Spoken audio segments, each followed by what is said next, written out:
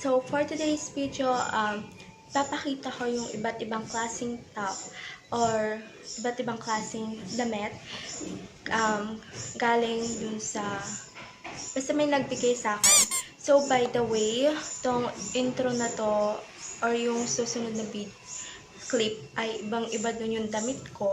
Kasi, habang nag-edit ako, di ko namulayan na nabura ko pala yung intro ko talaga, which is iba yung damit ko doon, tapos sasabahay ako noon. Pero ngayon, nandito na ako sa boarding house ko. Yay! Magbo-boarding house na ako. Kaya iba na yung background ko, iba na din yung damit ko kasi bagong film to. Ngayon ko lang film. So, yeah, watch out. Panoodin nyo na lang. May iba't ibang top na talagang pang Korean bibigay sa akin. So, thank you po sa nagbigay. I'm so grateful po.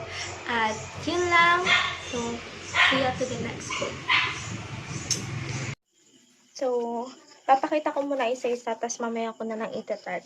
So, unahin ko itong sinabi kong gusto kong pagka-style kasi white siya. White, which is my favorite color. At medyo hawig nga siya nung top ni Jenny. Kaya, I really love it. Pang Korean style. So, itong mga to, puro lang to. Top, wala ditong bottom. So, yung mga susuotin kong skirt, mamaya ay lahat sa akin yun. Ito ay yung mga tops ay galing dun sa nagbigay. Thank you very much po. I really appreciate these dresses. So, ito nga, napakaganda niya. Tingin, sa kaya ito babagay na, black, no? Black siguro. Babagay siyang skirt black. Pwede din siya sa, like, shorts, something. Hanap tayo ng babagay dyan mamaya. Tapos, ito talaga yung pinaka nagustuhan ko. Like, pang Korean din siya. Tapos, meron pa mga winnie-winnie ribbon. Like, ang cute. Pang classic siya. Basta may nakita ako nito may napanood ako sa K-drama na ito yung suot ng girl. Like, papa-stylist na lang ako dito. Like, hindi ko na kailangan umorder sa Shopee maggastos sa madami kasi may nagbigay na. Oh my God. Kaya sobrang saya ko ngayon. Yung perang bigay sa akin ni mama, ibibilhin ko na lang ng ibang bagay at hindi na mga damit para sa face-to-face. Tapos this one, ito naman, plain lang siya. So, I think sa shoulder, masyadong malawak. Oh my God, marireveal lang ang aking malapad na balikat. Pero, confidence na like 2023 na girl, kailangan na natin ilabas yarn. So, ito yan. Then, the next one is ito. Nagustuhan ko din to kasi plural siya, which is talagang nakikita ko to sa mga nagpo-post sa ID. Like, nasa garden sila, suot nila to. Tapos, ang partner din sa skirt nila ay plural. Tapos, para silang, yung parang fairy sa garden. So, ang ganda niya. Tapos, pang lang siya, alam mo yan, pa-baby girl. Cherries. Pero, ang ganda niya, ha. Like, nakakababae yung damit P. And the next one is, oh my God, ito talaga hindi ko alam kung saan to, kung para saan to. Kasi parang jacket siya. Pero ito try ko na lang mamaya. Papakita ko na lang kung ganito kaganda. Hanap na tayo ng partner. So, the last one is the pink one, which is, I think babagay siya sa akin kasi sa kulay ng skin ko. Pero, hindi ko siya gaano kagusto kasi hindi ako masyado mahilig sa Porsche kulay. Mas gusto ko talaga mga white na top. So, pero ang ganda niya, ang cute niya. Like, ang lambot ng tela niya. Like, ang comfy niya suotin. So, ito yung mga damit. Dito try ko na. Let's go. Oh my God. Girl, ira na tayo, besh. Yeah.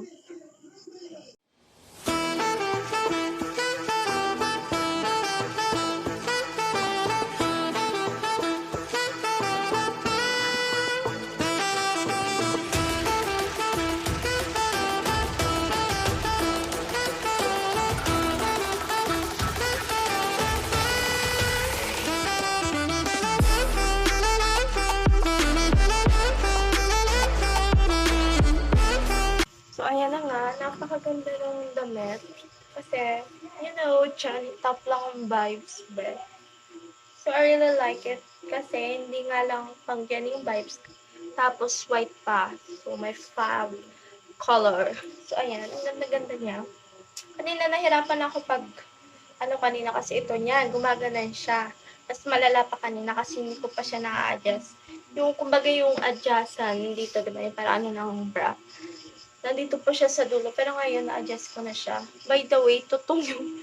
Pansin nyo, hindi pantay yung kulay ko dito. Maitim masyado. Tapos dito, hindi na. Kasi, nung isang araw naligo kami, nung kaibigan ko sa dagat. Tapos yun, natutong ako, be. Tapos birthday ko din ng isang araw. So, dala tayo maligo. Yan. Pero ang ganda niya. Tapos, I think, pabagay din siya sa pants. Pero ngayon, skirt muna yung suot ko. Which is bagay din. Lalo na nakikita ko din or napapanood ko sa TikTok na yung mga ganitong top ay ang pinapart nila lagi ay skirt. So, kaya siya kaganda. Mukhang babae na ako dito with girly na.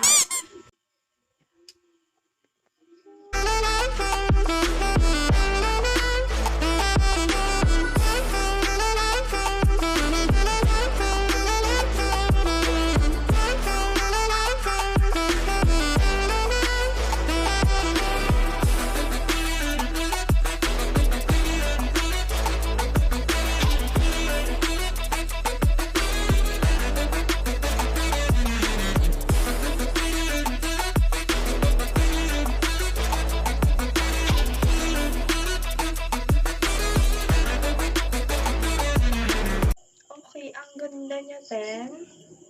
Like, class. So, hindi ko medyo gusto kasi hindi siya pantay. Tingnan niyo naman, dito ang ikli. Tapos pagdating dito, ang haba. Hindi siya pantay. Kaya parang ang pangit niya tingnan dito sa likod. So, parang gusto ko na lang. Tapos hindi siya masyadong fit. Gusto ko kasi fit. Parang, sexy kita tingnan. Like, what? Pero ang ganda niya naman. So fine. Like, literally fine. Bruh. So, yan. Masyado na siya noog dito. Pwede na siyang pangsya. Marimar. Ow! By the way, guys, nakakalungkot isipin na yung pinakamaganda siya yung hindi nagkasya sa akin. As in, trinay ko kanina, pero hindi talaga siya nagkasya. Kasi, diba, ang liit niya masyado, kaya hindi siya nagkasya sa akin. So, maybe magpapalit ako para magkasya na tong napaka-cute na damit. Talagang, hindi ako papayag na hindi kita masusuot. Ang ganda-ganda mo, dapat masuot kita. So, ina-next na natin tong vlog. 1, 2, 3.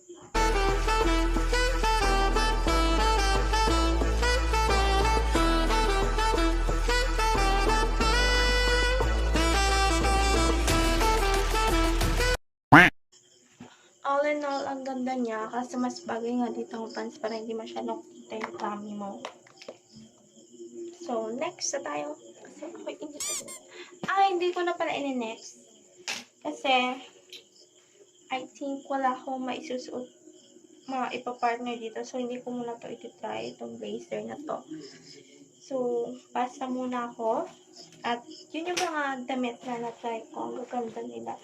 Alam mo ba, mahilig na ako sa maliliit na damit. Kasi, may mga times na nawawalan ako ng confidence pag susuot ako ng mga ganitong damit. At hindi ako naging komportable. Kasi nga, parang labas na labas yung bilbil ko. Labas na labas yung malaki kong braso. Yung aking malapad na shoulder.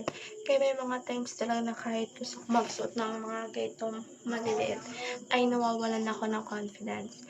Pero ngayon, gusto ko na talagang i-boost yung confidence ko at magbago kasi talagang ang sarap lang sa pakiramdam na, alam mo yung pre mong ginagawa yung mga bagay na gusto mo, with confidence, yung talagang lalakad ka lang, hindi mo minay-mind yung iisipin ng ibang tao para sa'yo, kasi ang mahalaga doon, yung ikaw na masaya ka, nasusuot mo yung mga damit na gusto mo na wala ka na tatapakan tao. Ikaw, be, kahit ano damit pa yan, basta komportable ka ng kamsiya, go lang, suotin lang natin yan, huwag na natin isipin yung mga sasabihin ng ibang tao kasi Andiyan pa rin naman yan. Pag nagsuot ka ng malalaking t-shirt, may mga sasabihin pa rin sila. Kahit mag-oversize ka, kahit ano pang damit, may sasabihin pa rin sila. Kaya ngayon talagang tinatry ko na magsuot man. Talagang itong mga maliliit na damit. Maganda tayo kahit ano pang damit natin. Pag sa tingnan natin yung sarili natin na maganda tayo, yun din yung kakalabasan. Maganda tayo. Kaya go lang. Suotin natin yung mga damit na gusto natin. Kahit gaano pa kalaki yung bilbil natin, walang pakialaman. Diba? Magaganda tayo. Sexy or not, we're beautiful just the way we are. So, yun lang guys. Sana natuwa kayo sa mga damit na pinakita ko. Talagang ang gaganda niya mga pang-Korean. So, yun lamang guys. Sana nag-enjoy kayo sa panonood. And please subscribe and hit the notification bell for more updates. Thank you. Bye-bye. I love you. Bye-bye. Good night. Love ya.